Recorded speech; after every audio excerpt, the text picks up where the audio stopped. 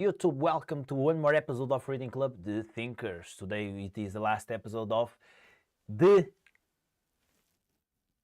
book Psicology of Unconscious from Carl Jung. This is the last episode focusing on this book, wrote in 1912, just right before the start of First World War. And it is the last book. The next sessions I am going to focus on the thinkers that will enter in this club in sharing ideas from what we are reading, not having a specific book that everybody must read, just sharing ideas that we incorporate from what we learn and that we want to share and clash, because in every single area or topic I'm definitely will be a person that will stimulate you with good questions for you to have insights. And also, if you want to share, maybe I'll check out something to debate with you if you want. But the primary thing here, it will be for you to share knowledge so we can learn with you. And of course, with all the references, scientific references in the description if needed. Let's start with this beautiful book reading,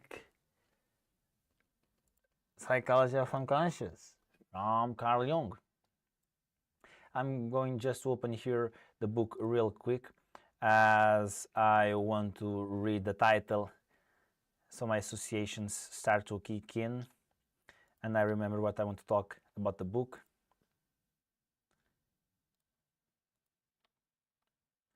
Okay. Oh, there we go. Book open. And I want to share this insight with you, which is a particular insight and profound that when understood and incorporated, it is very meaningful. So, one of the insights that I learned reading psychodynamic authors, it is this little thing, which I'm going to share with you. This is, I think, more influenced by my interpretation of the Carl Jung textbooks, which are immensely influenced by Sigmund Freud with their concept brought to psychology of the unconscious. So, this is really interesting and profound to know. So, imagine the concept of the conscious on your right side and the unconscious on your left.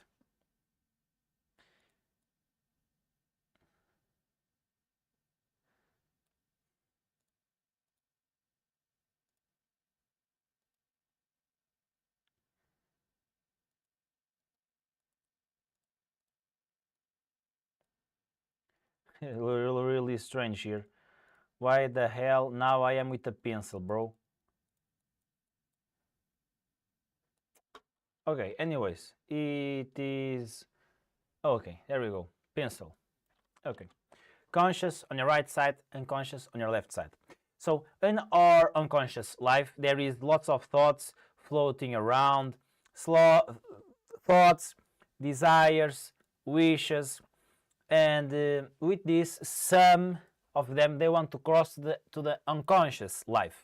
But as they are socially unacceptable, like sexual tension, like sexual desire, like the libido, like the enviness,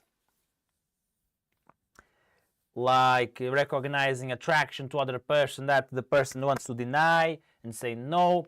So this can put these impulses right back to the unconscious. So the unconscious maintains its stability. But it is a bad strategy because as there is more and more and more suppression, these impulses slash thoughts and desires, they will be thrown out somehow to the outside of the consciousness. Even in subtle ways that it might be somehow considered pre-consciousness.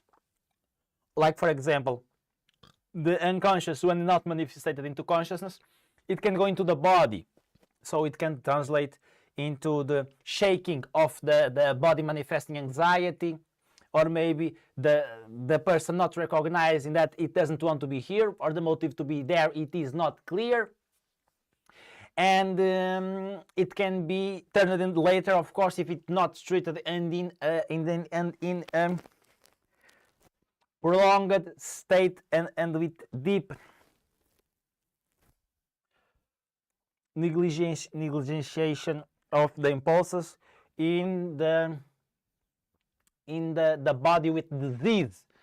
And we can then see some disease that Freud treated, like hysteria, convulsions, catatonia, and moments where the person cannot hear things and other times can hear. So in this balance of the unconscious with conscious, it must be shared and people must be educated on this. Because if you know it is okay for you to have bad thoughts, bad images coming to the consciousness of your mind, like Dr. Anna Lemke, that I'm remembering right now, that she wrote on his book, Dopamination, that she was holding his child with his hands and she had the image of grabbing a knife to stab the child. But she didn't panic, she did not have anxiety attacks, she didn't panic, nothing else. What she did was, as a curious mind and technical mind that she has, but even though you can investigate this with curiosity and knowing that we are a human being with human desires and instincts and impulses, so we are like an animal, and sometimes animals do things that are not pretty. And this is why it's good to be in touch with reality. Ha ha ha. Reality.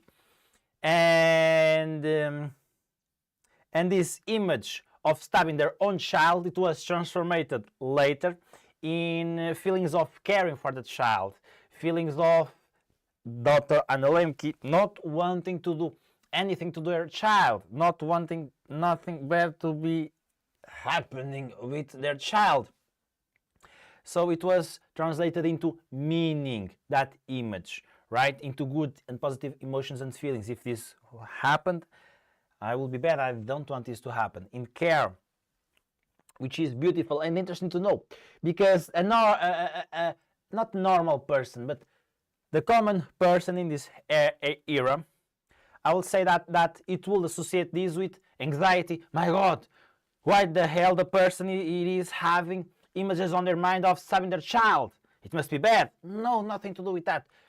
We are just animals and our psyche is complex. So knowing that, it is useful. And we can even see this as a message to how will I feel if this happened to the child?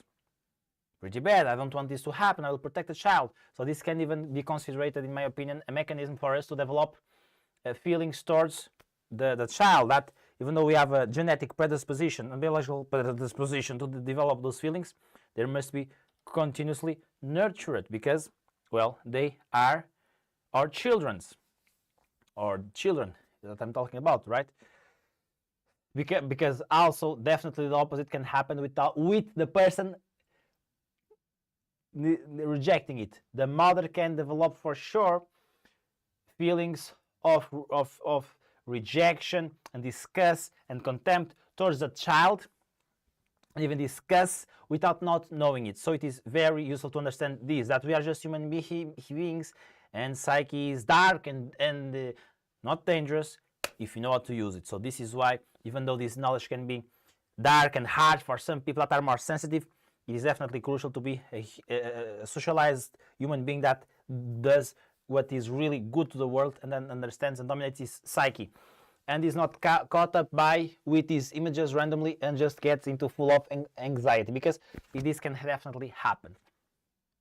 Okay, but let's go to the point that I want to share with you today, which is these desires that somehow penetrate the consciousness, but that we accept socially in our culture. It is, for example, wanting to eat food excessively as a way to feel good, the continued and prolonged use of the phone in a healthy way, to, let's say, now let's go to the individual. Sex and these impulses that can happen to the psyche, and the person can accept it, and we should all accept it and work on it. they are all part of us. They're all part of our psyche. And when the person has these impulses crossing their mind and it acts on them,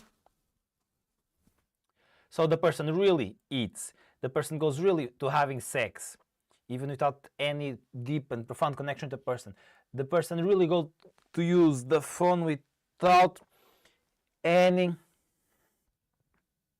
thinking principles of how many minutes am I going to use this and why. The person can definitely build a monster. Neuroscientifically, this is also true, that behaviors that we repeat, they get solidified on our psyche, and it is more easier and easier next time to do them. It's like a habit. The first times it is harder, but as time goes by, it becomes easier and easier and easier. And sometimes we hear like doing the bad things is like feeding a monster. The more we do, the bigger the monster it gets, and the harder it will be to fight and destroy the goddamn fucking monster. Which is true. It's like if unconsciously it grows and becomes more bigger and sophisticated, swallowing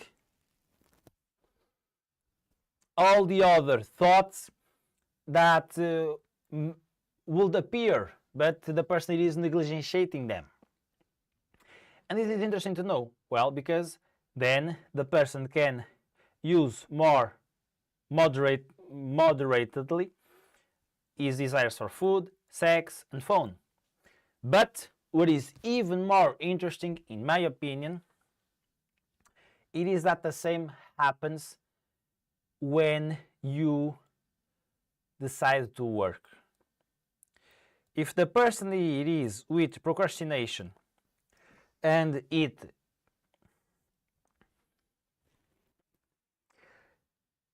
refuses to go with the impulse of procrastination and decides to no, even though it's hard, I'm going to fucking work, then the person it is accepting the instinct of procrastination, and even better, the person it is educating their own impulses so they convert into work ethic. No, procrastination, it is bad. I'm going to work because that's better for me. It will help me in the future to achieve my objectives.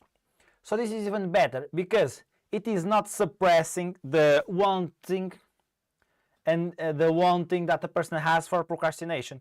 It is accepting, but giving meaning to it, saying no, because I want to work to achieve my objectives, and those objectives are more profound and have priority over this temporary procrastination. So besides just reducing the monster, the person it is killing the monster, and the monster it is now converting to a healthy positive side, which is to fortify the impulses of work. And here work, it doesn't have to be in the negative side, in the workaholic side. No, it can be just work, meaning a healthy, fulfilling, living life. Like working, of course, in work, and working for family, meaningful activities, to community, meaningful activities too, and hopefully that also will have inherently to it fun and entertainment and all the things the person also needs to enjoy life. Okay? Anyways, even if the person needs some time to rest, of course we should have time to rest. Of course the person can bring that time for it. What I want to bring here is that the more this impulse is being trained, the bigger it gets, and the more easier and easier it is for the person to go to just start to work without thinking a lot on it. Am I going? Am I not? No, it just happens. There is no time and space and mental energy for the monster to ruminate and to even have an option. No, it is dead in his rotten branches that go into the earth long time ago. And it is useful because it is less wasted time and less wasted energy. And it is like this work as the person does. It is not just in a box, meaning, okay, the person worked, and that is isolated from the world. No, this day the person worked and is isolated. It has no profound meaning on the psyche. It has profound meaning on the psyche, because from every single decision of consciousness, it will impact more or less the unconsciousness. And the more repetition a person has, the more influence on the unconscious it has. So it is like if this impulse of work in a healthy and positive way, it becomes bigger, better, and healthier. Meaning the person will predict unconsciously the patterns that might be occurring in the next days, in the future, and will be more prone to solve them in a more natural way and matter. In a more natural way. And this is why it's just an act. It's not an isolated act without any effect in the profoundness of the psyche. That is a lie. It has deep effect on the profoundness of the psyche. It is transforming the other lines of thought and wish and thinking into meaning, which is the meaning to work of doing something that is transcendent, which is for the objective of the long term, for the community, for the family. And this is also, it is genetics involved, epigenetics. Now the archetypes, which is also part of the Jungian theory, it's also being recognized by biology as organic codes, which is amazing, simply amazing. If you want to know more, you can check Marcel Barbieri, which works on biology and the meaning on biology, which is really a school of thought in biology, which is amazing. Meaning, can you think about that? Meaning, and I will take a take on that in another segment of this reading club, The Thinkers. So we will be able to watch it soon. And of course, neuroscience. We can even know this. I think everybody knows this or had this experience of studying something. The person studies, and the person is being in touch with the matter for like 1 hour, 5 hours, is hard as hell, and with stress and trying to figure out things. The person just gets into a place of, it feels for the person that she doesn't understand anything. Shit, my God, I can't even fucking look to the screen. I can't understand nothing. And the person goes back to look at it 1 week later, and it's like if these 5 hours were working on the unconscious side for it. And after a while, the person goes to look at it because it is part of her work. And the person now understands that this piece of knowledge, it is more easy accessible to her. So knowledge that wasn't fitting in the last time, now somehow, miraculously, it is now easy and fully accessible to the person. And she even gives natural answers to what others ask to her. So she was having a hard time last time she was studying, but now when she receives an answer, she can ideally answer the question without even thinking, just naturally. It's like the thinking was already made by the person before in the unconsciousness. So words just flow through her. And that is really deep and meaningful, profound, and nice to know, because with work, or repetition of what the hell we are doing, somehow those repetitions are winning forces of life in the unconsciousness that converts other impulses of life in the consciousness, in the unconsciousness. So they have life inside of you, and then it will be easier for these impulses to manifest in life through information, through teaching, through solving problems, or through doing what the hell you want to do, which can be anything. You can feed any monster you want. A healthy monster, which is you becoming the monster and having the knowledge you want and need to face life and to put life in working for you, and these impulses working for you, so it is easier and flow and you didn't flow to do what is healthy for you. Or of course not, and put the impulses and creating monsters of hedonism, of drugs, of being hours on the phone, of procrastination to work for you, so they become bigger and bigger and bigger. The person will become something, like some kind of character in real life. And the person just decides which type of character it will be with these small decisions, because these small decisions will somehow work to build narratives, that narrative / actions that will just flow throughout the body naturally. As time goes by, and as the person rests, as the person talks, as a life goes by, the person will become better and better doing what the hell it has to do. So this is why it is important, and very important, every single decision that we make on our lives, because every single little decision, it is feeding a little monster, which can be big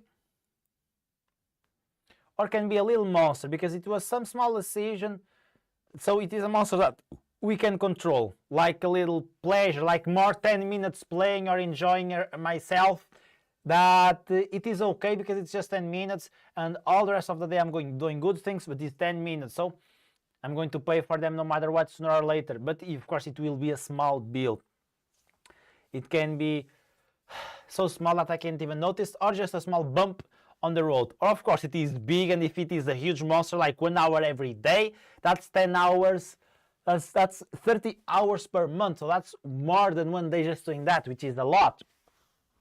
If you think about it, 1 month, that's more than 300 hours per year, so that's also a lot. So it is like if this monster has life on its own, that goes inside of you.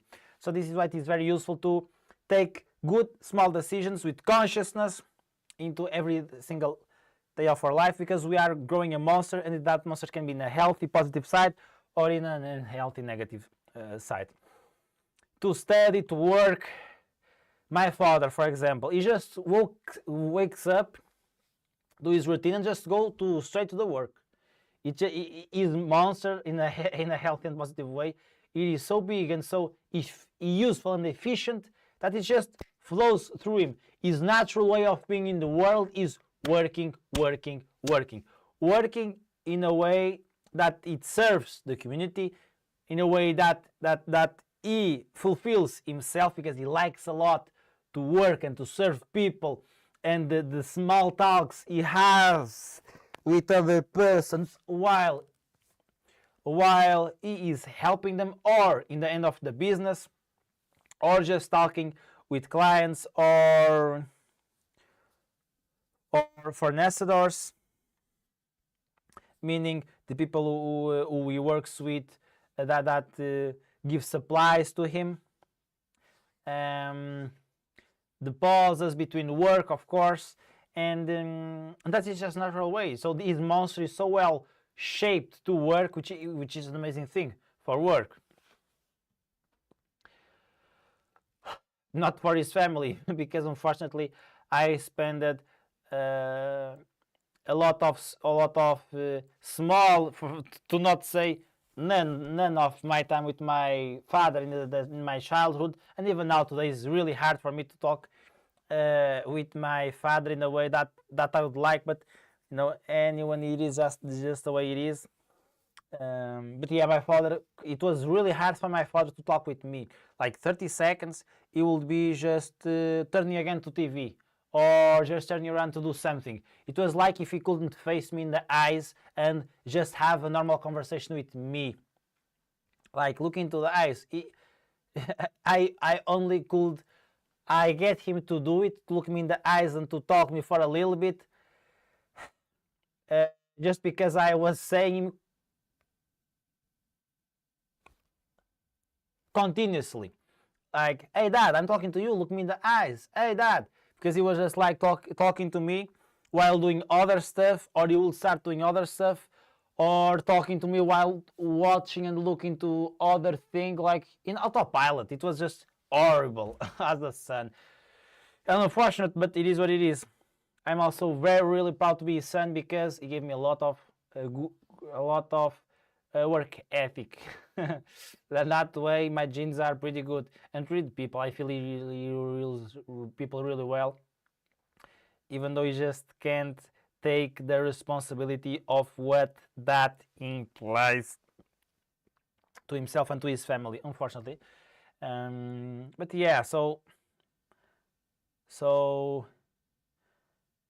yeah, he pays my school, which I'm grateful for, and my work ethic, I have a lot to give him credit for that, because it's on my fucking DNA. So yeah, thank you, Dad. I wish you talked more with me, but it is what it is. I know that you can't accept that I do certain things that you wish I didn't, like studying psychology, which make me realize some things that are not according to your religion. But well, I guess that's life. I want to study this. So yeah, my father is a really religious man too, and she doesn't understand what the fuck I study, even though he pays, which is fun. Anyways, yeah, this is this idea. So what the impulses that we feed, they will become bigger, and you will become a monster, a good and healthy monster, or an unhealthy monster. So choose what monster you want to create, hopefully a big one, and remember that if you decide to not do one impulse, just give meaning to it of why you are not doing it and act on it. So it will transform your body, your genetic side of you too. I hope you liked. Bye bye. Okay, YouTube video made. Let's continue. Just want to check out really quick if we have some comments here. No, we don't have. Okay, let's continue then.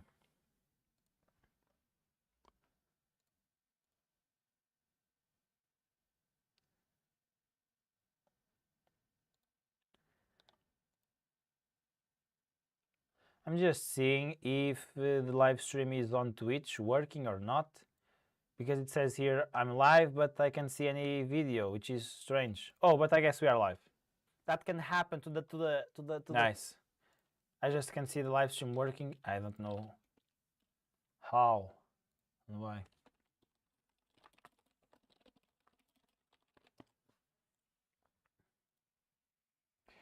Okay, the next idea is from psychoanalysis, which this book has a full chapter on it. And this book, Psicologia of Unconscious, written by Carl Jung in 1912, it was easy for me to understand better and profoundly the ideas of Sigmund Freud, which in the beginning of his career, he posted that the deep core motivation of human nature was his libido, his sexual impulses. That as it wasn't acceptable socially, accessible, yes it is if you play the game properly, it is socially acceptable to have sex and use your libido, of course in a proper room, not in public, but it is acceptable in our society that people do sex. But it isn't acceptable that we do that in public. So the person would suppress these desires, and the acts in human life would be to alleviate this pleasure, to have this pleasure in indirect and subtle ways, like drinking things that give us pleasure, like for a comedian doing harm to others in a way that is socially acceptable because it's comedy, so it is to take it as a joke and not seriously, as some some deprived people of not deprived people of some scrutiny of their own psyche. They will have pleasure cutting tissues, so they will go to the profession of surgeon because it is a healthy, acceptable way to have pleasure cutting tissues, and it will all came from the motivation of sexual desire. That is my fundamental understanding of this libido motivation of Sigmund Freud. And as we discovered later, and lots of authors agreed on this, it is lie because it's not his fundamental motivation, but it is one of the core motivations, one of the fundamental impulses of the psyche of the human nature, like others that we can have on our psyche. And I think Carl Jung got this more right, like the impulse of power, the impulse of envy, the impulse of being even shy and then sustain it. That is also influenced by genetics, and Jungian psychology and genetics are pretty close and are pretty mixed, are pretty, I would say, even unilaterally in the same dimension. I'll even say that. And that Carl Jung got pretty right, which it was an extension of Sigmund Freud in some way. And also later in life, Sigmund Freud, but I want also to point this one thing out first, which is that even though it is not fundamentally true in this context of society that we live in contemporaneously, but it is also useful to know that, and even though in total it is wrong, it has some truth for it. Because, for example, we know today, at least for men, and I believe for women too, even though of course there are exceptions, I would say, because everybody is a person with different backgrounds and different upbringings, and so on and so on. But generically, a man that does not waste his libido on sexual activity, he is more prone to have more self-discipline, for his mind to get more clear, to have more free will to do whatever it wants, and not to be subsidiary of his hedonistic impulses of the moment. And we know this. In fact, I'm remembering now Patrick Bet-David, which is a person that I love a lot. And I learned a lot from him, and he's one of my mentors for me, and one of the people I love that inspires me a lot, more than my father. But my father has also a place too. And sometimes when I'm looking for some inspiration, I go watch his videos. And Patrick Bet-David decided to quit his night routines of going out in parties, of going out and having sex with girls, picking girls, and that night hedonistic lifestyle, to pursue money in a more compromised way after somebody insulted his father. So a person insulted his father. He was fighting with his own father because he wanted him to leave, because somebody disrespected him on that party. His father didn't. But end of the story. Patrick Bet-David said to his father, "While I'm alive, everybody will respect you and our last name, Bet-David. People will remember that name, Bet-David. He has a lot of pride on it. I think it is a healthy thing to have. I think that I am learning from him too, to have more proud on our name and on what we do and on our act. And there was a moment that Patrick Bet-David to achieve better his results. He did a semen retention phase that lasted, if I'm remembering correctly, and I think I am, 13 months. And from what I remember, I watched this video some months ago, but it is I'm telling you, is a combination of personal experience and lots of different people on the topic of semen retention, and not just giving out or wasting his semen / acting out on its impulses without any proper thinking. And the results, at least for him, Patrick Bet-David, it helped him to become a millionaire, because he said, I won't do any sex until I become a millionaire. So he had 13 months of no sex, which I think it was amazing thing to do. 13 months without wasting his semen, putting outside in leisure activities. Leisure activities, that's a fucking stupid name. In sex or whatever he was considering this semen retention. I'm not sure if masturbation it was in or not. Probably yes, because 13 months, I'm not really sure if that's healthy to do, even no masturbation. But he did that for 13 months, and it helped him. And in fact, when we don't waste our energy in hedonistic things or things that don't matter, as time goes by, even though it is harder, the mind gets clearer and clearer and clearer and clearer and beautiful, and life flows to you. So it is also a healthy thing to know, and it is also a postulation of this idea that I also want to share with you, that it isn't just because an idea it is wrong that means it isn't useful, because an idea can be fundamentally wrong or incomplete, and even though it has that, it can be useful, because that thinking can expose us to new ways of thinking, to new perspectives, and our imagination can reach places of new knowledge that we wasn't able to get before, and we can even get new insights. In fact, Carl Jung did that with Sigmund Freud, right? He got in love with the unconscious theory of Sigmund Freud in the psyche.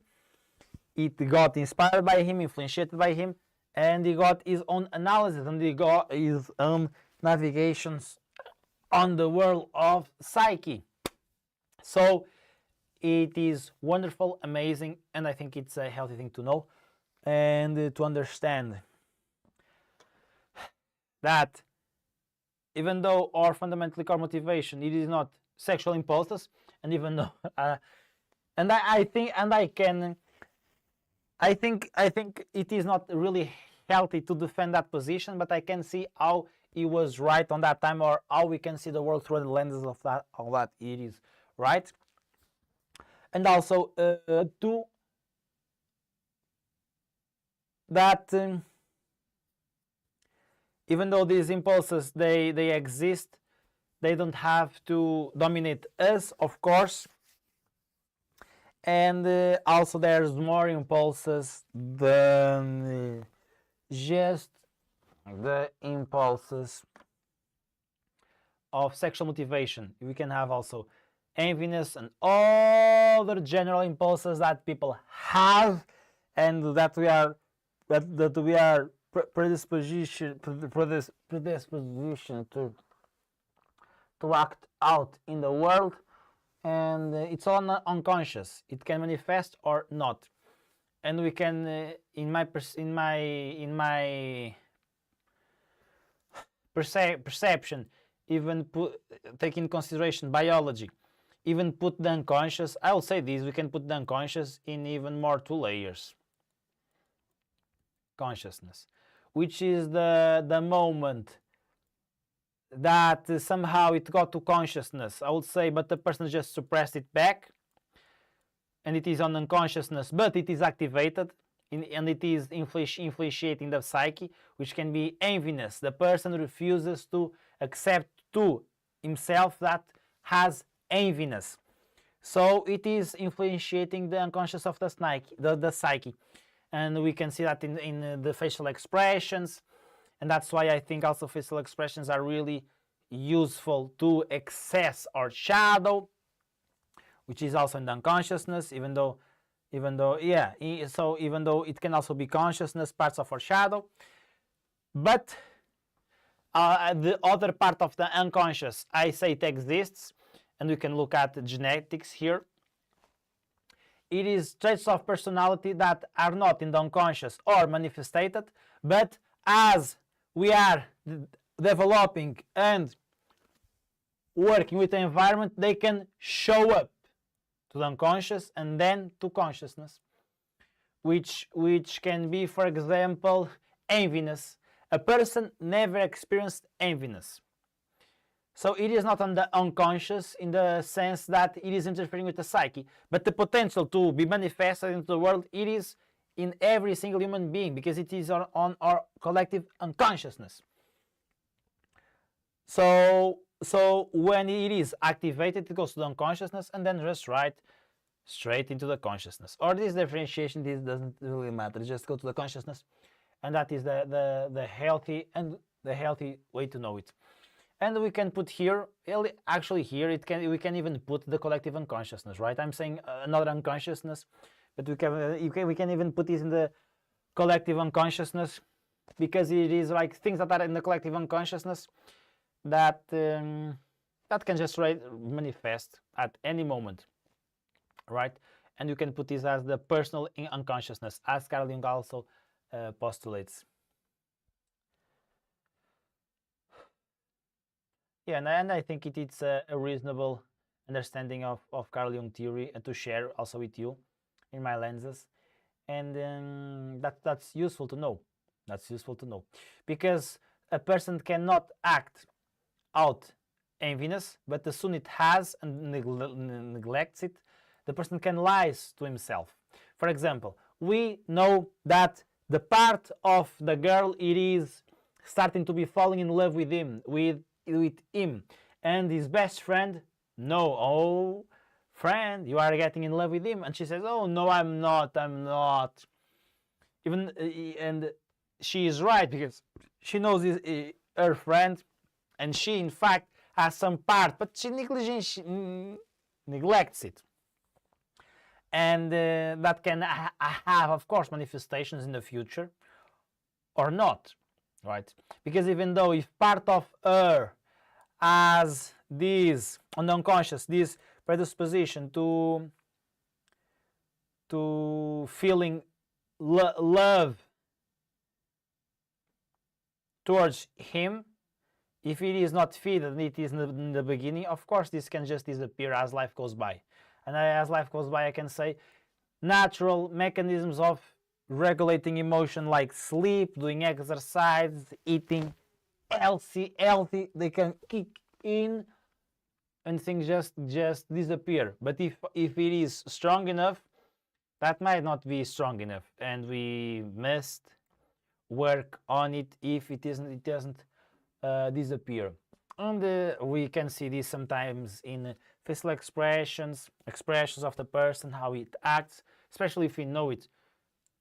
If you know it, and you know it, I'm saying knowing it, the person, and how it differs is behavior depending on the environments and on the situations.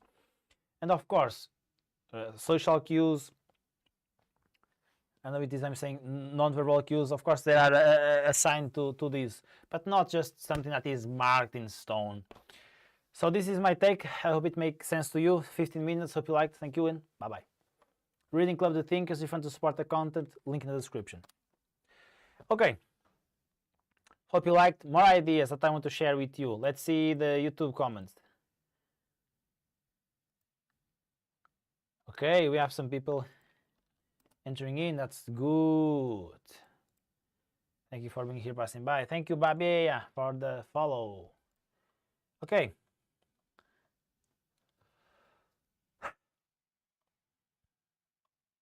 Psychoanalysis is wonderful, you know. Sigmund Freud also, to end this chapter, talked about the ID. We have the ID, the ego, the superego. The ID catches the ego. Sorry, the ego catches the ID and the superego. So it is like a circle. We have the ID circle, we have the superego circle, and we have the ego circle that reaches two branches. And the ID is like a thermodynamic system that just wants to inflate and hit its target with this pleasure, pleasure, right fucking now, which is the Jungian work of the impulses that are on the unconsciousness, that they can appear at any moment. But it's a little, but we can consider it even a little bit different, because the ID, it is really manifesting constantly all the time. And in the Carl Jung work, I will say that that's not true. I'll say that's not true. That is not really manifesting it in all the time. Even though in the unconsciousness it might be or not. But it is more complex because we have the meaning, so we transform those impulses into meaning, so we educate those impulses. And that's a story that we already talked about, educating the impulses, of having an impulse of eating and transforming that into work, a healthy work, to a community, to ourselves, to our family. And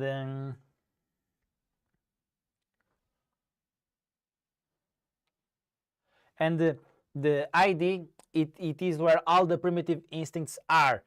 Right here, right now, no patience. I want chocolate, I want pleasure. It is guided by the principle of pleasure. The ego,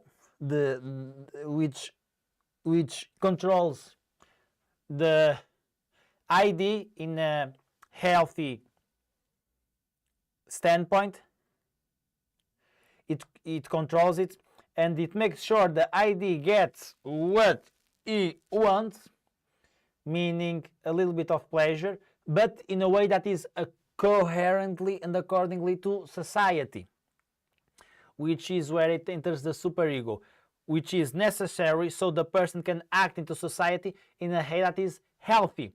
Because if we are just rolled out by ID impulses, then it is chaos. Nobody works. We just look for pleasure right fucking now in this right moment. And of course that will be chaos, killing, death, because people also feel pleasure killing people, and you can also feel pleasure in killing people. It is the thing that is inherently to us that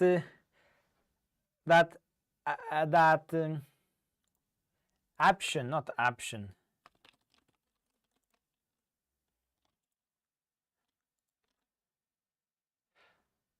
That fitness to do that in the right hemisphere.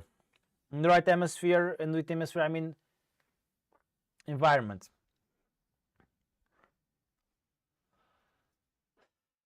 So this is also why social norms are helpful, so we don't get into a catastrophe, right? So that this is why we pay attention to each other and we call out on things that others do that we don't like. And the ID, it has to regulate both the superego, the demands of society that were imposed on the children / person by culture, and on the pleasure side, the things that the person wants to do just to give pleasure to himself. So the ego, it is dominating these two horses, if you want to call it horses. One wants to go to the one side or to another, and the ego has to unite both, put both aligned to the same objective. And we can even say that the superego, when it is unhealthy, the person feels shame for things it did that they don't have to feel shame, like eating one more bar of chocolate when he is the only person at home and he didn't steal any chocolate, just decided to eat one more bar of chocolate. Then what the hell it is bad with eating one more bar of chocolate? It's nothing bad with eating one more bar of chocolate. Also, it can be like the person feeling bad for not taking taking vacations. So if the person feels bad just for thinking in taking vacations, then it's just work and work and work, and that is unhealthy. And for the other side, of course, as we already talked, the ID feeding, it is not also useful, because we, of course, we also have to act in society and work, right? And in the Carl Jung paradigm, I think it is more useful because we have the meaning code of biology in ourselves. So we attribute meaning. So we educate you, we humanize impulses, and here it doesn't happen. It is just feeding pleasure and feeding norms. So we don't have that meaning. And I think that those are two fundamental distinguishments between the Freudian psychoanalysis school from the Jungian psychological school of thought, is that one takes in account meaning, and the other, the fundamental issue is not meaning, it is suppression of needs and desires, and that is a very dangerous idea in my opinion of suppression. But the right one and the better one, it is to look for meaning, educating, humanizing our impulses. Hope you liked. One more video. Bye bye. Okay, let's go to one more. Oh boy, this one is about the dreams.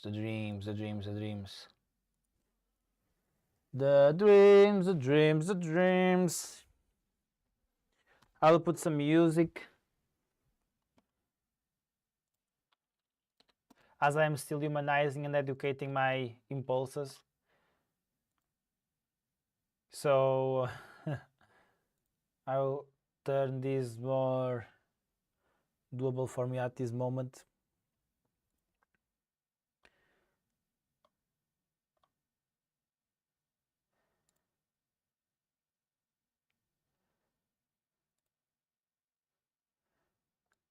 Okay. An idea that I think is very useful to understand, it is also that the dreams are a way to access what our psyche wants to tell us and what is happening to our unconsciousness. Meaning, let's go to paint. In a therapeutic setting, if we just go right into the problem, what do we face? Ego, mechanisms of defense. Okay? If we go straight to the issue, let's say, this is what's bad with you, this is what's wrong with you. The person goes like, no, it's not. It goes and then goes back, no, it's not. What the hell? This is why what happens in socialization. This is why ego mechanisms of defense are helpful and healthy. It is because they have a role to play. This is how we stand up by ourselves, to ourselves in society. And we don't get taken down by tyranny and other tyrants, as Jordan Peterson says, and I love that man. Right? We defend ourselves. So I say a joke to you, and you joke me back. Look to what the hell he's saying. And so it is also has a role to play. It's also useful. For example, when you are in a stressful situation, but you have to keep going. If somebody challenges you, you have to keep going, right? You have to maintain that ego in a healthy way, not in an inflammatory way, and not to go into emotional side. I will defend this argument here in a healthy manner, not in a healthy manner and way, okay? And of course, this is a little bit an approach of the time from Carl Jung when he wrote this, because today it is becoming more and more or less the approach that we take socially, but it's still very common, and I think in some way it will always be useful, especially when you are talking in positions of power and not in positions of just being happy in a 9-to-5 job, I would say, because this will always happen, in my opinion. like the challenge of leaders, the challenge of who is in charge, and he will have somehow some way to defend. Even that's ego, which is considered in these days the more unhealthy way of defending, slash with comprehension, or to do comprehension slash have compassion. Yeah. So this is to suggest ego mechanisms of defense, they also have a role. And even though it's showing that compassion, ego still plays in a role. We are not completely pure, not even close. Nobody it is. Nobody. No, I'm not God, at least, and nobody is God. You are not God. As far as I know, if you are, tell me in the comments. I'm God. I will listen to you. Okay. So what the hell we do in therapy? As I'm a psychology student, I'm going to tell you. In therapy, what we do with this ego mechanism of defense is that we don't go just right away into it, so we get some insights into you. No, because that won't happen. Because you don't trust sufficiently in me, and even trust is not the right word, because you can trust friends and even your wife and family, and you open up to things that you wouldn't open up to him slash they slash your family. So the right word it is, I think it is accept you completely and without any judgment. I think that's the right way to put it out. Unconditionally accepting yourself.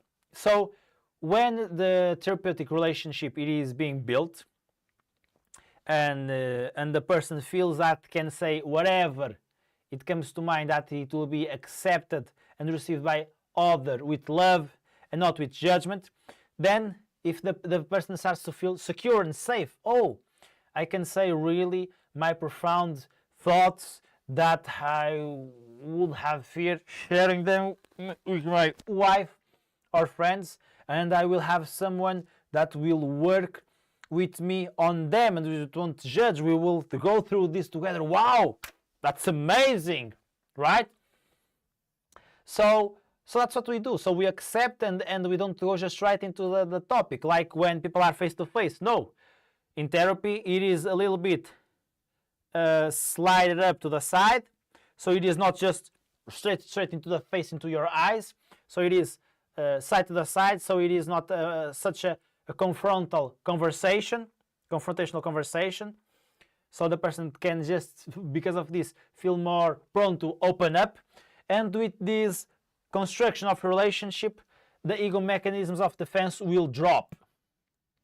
And as they drop, it is more easier for the person, because of course this relationship is building, but emotions are building, a relationship is building, so physiological transformations are occurring, feelings are occurring, the person feels accepted. Wow, I can talk to the most deep and profound things of my psyche, I will be listened to and heard, my God, it's amazing.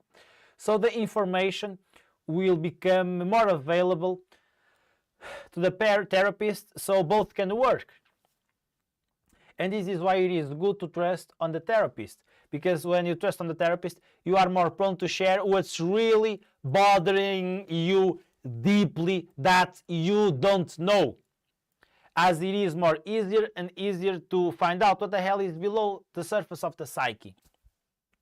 So you can work with it, and of course this can be also the person knowing what's going on, but just not feeling comfortable sharing it because of the fear of judgment. And as the relationship is built, it is more easier and easier for the information comes out, and so both can work on it. And the dream do some similar thing like this, because dreams can be useful even if it is just for projections. So me projecting my wishes, thoughts and problems into the symbols of my psyche. and is in the more correct word here, it is the objects of my psyche, because symbols have meaning behind it. If it is a projection, the object, it is not the source of meaning, but it is my projection, which is the source of meaning. But that's not what we accept here. We accept as the production of dreams as sources of meaning that we can enter there through the psyche and from the symbol. So from symbols. So a crab, it can be a symbol for something else that is more deeper that my dream produced. For example, Carl Jung shared in his book Psicologia of Unconscious from 1912 that this could happen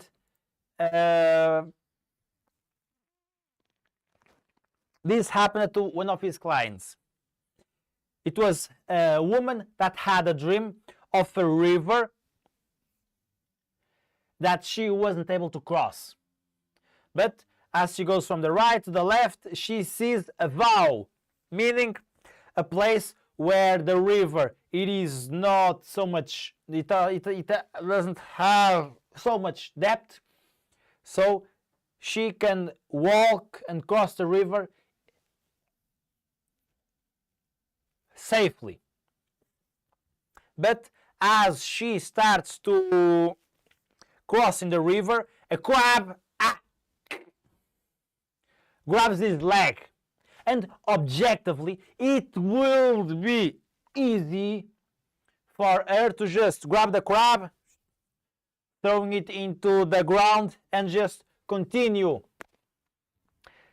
the crossing of the river. But that's not what happens in the dream. She is being grabbed by the crab, and she just becomes astonished and full of that emotion of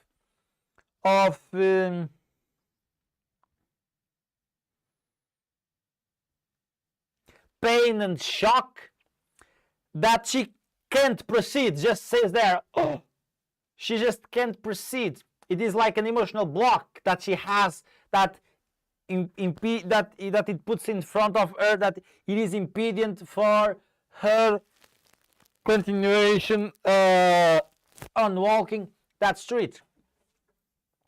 And that's amazing, because we can work here with a lot of symbols. And Carl Jung says that the river would be the symbol for some type of obstacle that it is facing.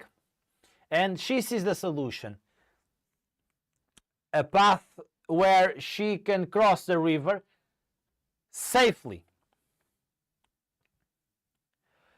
But there's something on their life that does not let her cross the river safely. Which, in the case, it turns out to be a friend that she knows she has to break up with to continue her life in a healthy and positive way. But she just can't. She just can't, because she is addicted to the discussions and neuroticism that she has with her friend and her friend has with her. So it is like a toxic relationship where both are attached to the feelings that one bring onto each other, which is a fantastic and amazing thing. Because it makes me remember like when we are attached with some relationship that it does bad for us, but we are on that loop, vicious loop. It is harder for the people to get out. And it is necessary. We can even know this neuroscientifically with states of affection. A person can have his emotional home with it being more melancholic. but his emotional home can be more fulfilled with happiness. And it's influenced, of course, by genetics, but also a lot by environment. And it is more easy for the person to continue on that state than transform itself in a more healthy state. Like people that are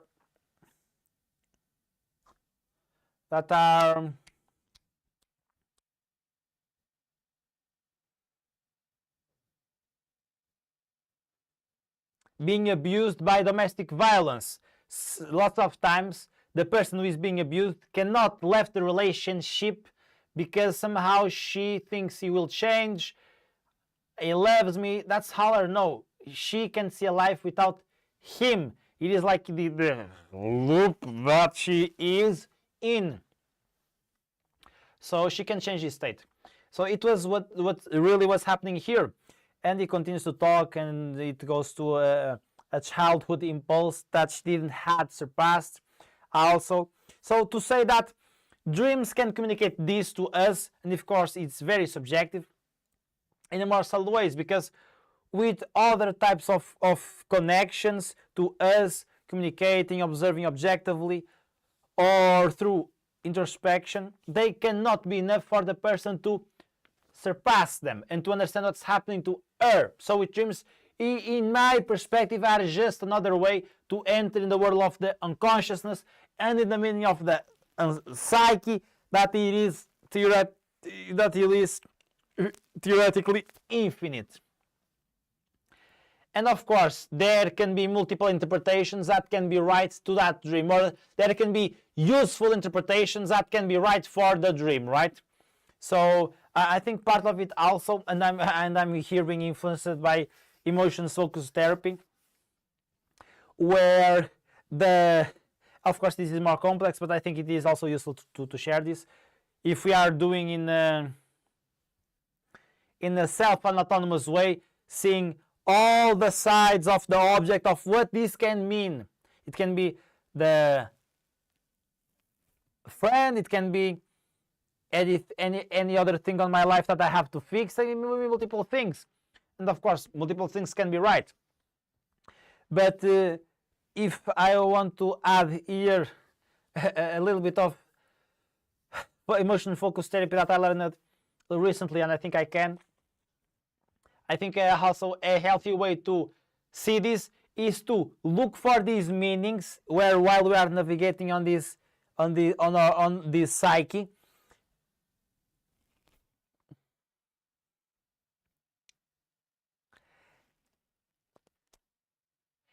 And see how our body reacts. And in emotion focused therapy, there is a term which is organismic knowledge / organismic experience, which is looking and being conscious of our body and looking to find the word that matches what you are feeling, building then a narrative that is accordingly to your body knowledge.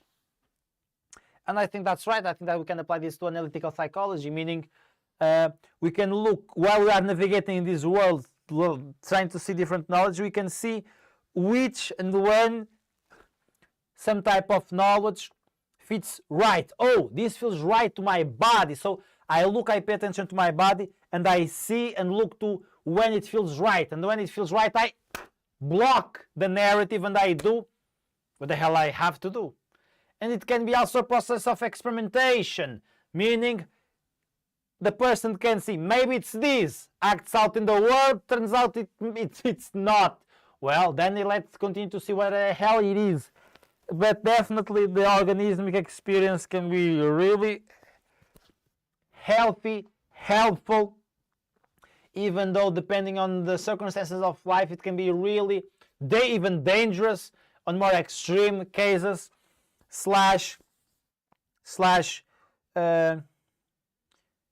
really challenging to see what the hell this means. Because if the person it is with huge stress, hypervigilance, full of anxiety, tension, it can be really hard to, what the fuck is this? So my advice in that situation is to, if it is possible to find the meaning, find the meaning. But if it's not, in my case, this is what I'm doing. Just look to relax in a healthy way, meaning eating well, sleeping well, doing exercise, so the psyche can calm down more easily and faster. Looking also to connect with friends deeply that can help you, and doing mindfulness, at least with me, also helps. Meditation, giving self hugs, making some serotonin go up. This is really wonderful. This is a nice exercise. I think this is particularly useful, and I'm saying this for me, for children that growing up received almost none of love with touch and physical. And I am one of those childs. Like, I only have a memory of my mom hugging me when I'm like 23, and because I did some work with her, asking and telling her to hug me. But before that, not to hug me, just to accept a physical love, because she wasn't able even to accept a hug. She will say, I don't like hugs, I don't like touch, I don't like nothing, blah, blah, blah, blah, blah. And then one time she finally starts to accept love in the touch way, and I woke up one day and she's giving me a hug. I found it so amazing and beautiful. My God, I never haven't woken up in a day with my mom wanting to hug me. So it was wonderful. And my dad, of course, also not. So I think it's really interesting because I really feel the differences. It's like scientific study. I learned this from my colleague Marisabel Fernandes. After 20 seconds of doing this, like a self-hug, you release serotonin and other healthy hormones into your body and brain. So really, really helpful too. And interesting. Of course, this is not being solved from day to night. It takes time to solve these things. And of course, being accompanied by therapist also helps. If you want to work with a pair therapist, you can contact with me. I can send you to a psychologist that I trust, so he can help you to have a more better and fulfilling life. So you can follow my future clinic, College School for Adults, if you want. I will be releasing content there really, really soon. Yeah, for this video I think it's enough. Thank you. Bye bye. Okay, that's good for today for YouTube and Twitch. Hope you are doing fine and fantastic. Hope you like this 9th episode of Reading Club the Thinkers. If you want to become a thinker, just enter on the link in the description. If you can share your ideas, I can make you questions. I can learn with you. You can learn with me and us. Feel free to join. Just €20 a month. Thank you, and as always, bye bye.